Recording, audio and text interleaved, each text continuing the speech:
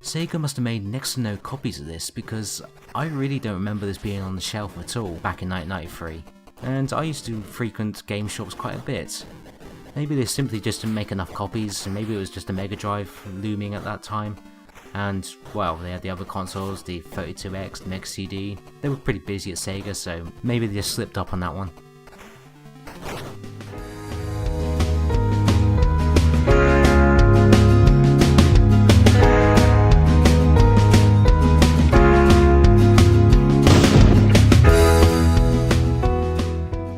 The Master System has a few one-on-one fighters, but they are usually fairly expensive to buy these days. The most expensive of these to get a European release is Masters of Combat, which was brought out in 1993 by Sega, an exclusive game for the Sega Master System in the West. There was technically a port for the Sega Game Gear that only saw the light of day in Japan called Buster Fight in 1994. It is largely the same with the same character moves, levels, etc. However, there are a few differences due to the Game Gear's advantages and limitations, such as the screen now scrolling on the levels and a few colours having been changed around, but essentially it's sort of the same game.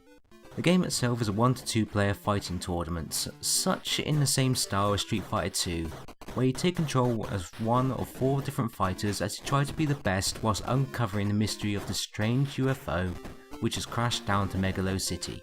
There are 5 stages in all, with one bonus stage, which is an obvious rip-off of the car destroying scene from Street Fighter 2, where you have to fight all the playable characters along with the final boss.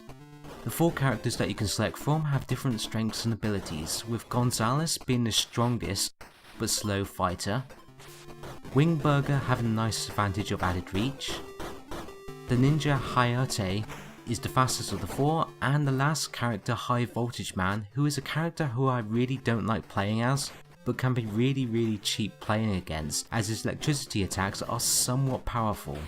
Overall, it's a good mix of characters, but I do wish there were more to play as. The game itself is animated really well for the Sega Master System, with it being really smooth and drawn very well, with only a little bit of flickering and no slowdown. Ultimately, the amount of animation is probably why there are only 4 playable characters in the game. If you look at the Mortal Kombat games for instance, there are only 2 backgrounds and a general lack of animation in the backdrops, at least in the Sega Master System version. In this one there's definitely more detail with plenty of little things in the background, such as the moving conveyor belt in the factory, the lighting effects in the temple, to the waving watchers on the SWAT base.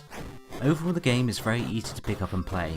Button 1 acts as you attack, back being the block, and button 2 being a dash/jump. I would prefer the jump to be the up button on the D-pad, but overall the controls are very responsive and feel very natural for the genre. Whilst I do like Masters of Combat and it's great fun to play, my main problem comes with the price tag.